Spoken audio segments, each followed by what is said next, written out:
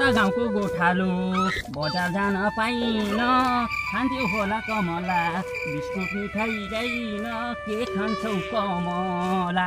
हे guys welcome to our YouTube channel okay vlog 07 अनि guys आजको भ्लग चाहिँ एकदम इन्ट्रेस्टिङ हुनेवाला छ। मेरो भ्लगमा अन्तिमसम्म नै हेरिदिनु होला। बबाल हुन्छ आजको भ्लग चाहिँ गाइस हैन, बबाल हुन्छ। त्यसैले लाइक शेयर सब्स्क्राइब गर्न नबिर्सिनु होला।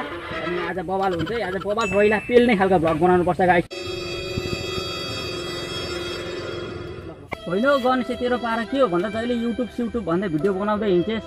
तेरो साथीसँगको साथीहरू अफिसर भइसक्यो, कोही कहाँ पुगिसक्यो, कोही अमेरिका गइसक्यो, कोही अस्ट्रेलिया गइसक्यो, धेरै पैसा कमाउन त युट्युब भने हिँड्छ।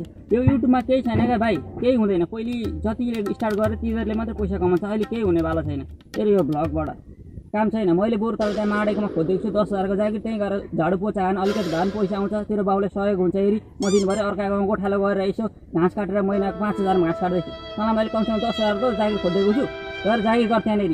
मैले खोजेको छु माडेकोमा, राजेश सिम्पोरियममा खोजेको छु, गइहाल्छ त। हे बाउ तिमीलाई केही थाहा छैन क्या अहिलेको आधुनिक संसारमा के हुन्छ र कस्तो कस्तो माध्यमबाट पैसा कमाइन्छ तिमीलाई मात्रै थाहा छ। तिमीलाई के थाहा त्यो तिम्रो जमानामा चाहिँ ज्यामी कुल्ली गरेर मात्रै पैसा कमाइन्छ भन्ने हुँदैन क्या। अहिलेको मोडर्न युगमा भनेको चाहिँ के हुन्छ भन्दाखेरि अनलाइनबाट अर्निङ गर्न सकिन्छ, विभिन्न माध्यमहरू छ क्या। तिम्रो पालीमा पो त्यो ज्यामी कुल्ली गरेर मात्रै पैसा कमाइन्थ्यो त, अहिले त बढिया भइसक्यो, संसारै उयो भइसक्यो, संसारै उलट भइसक्यो। अहिले त जसरी पनि पैसा कमाइन्छ।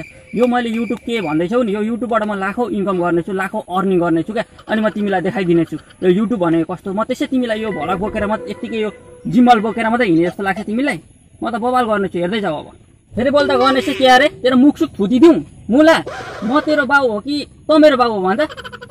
बुढाबडाले भनेको कि आदेश मान्ने गर, यस्तो तरिकाले भएन। केही काम गर, भलक भन्दै उल्टा मलाई सिकाउँछेस्। यहाँ लिएर फोट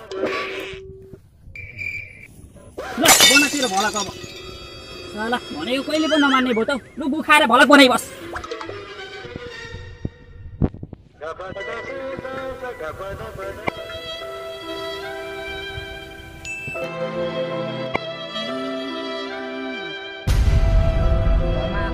सोचे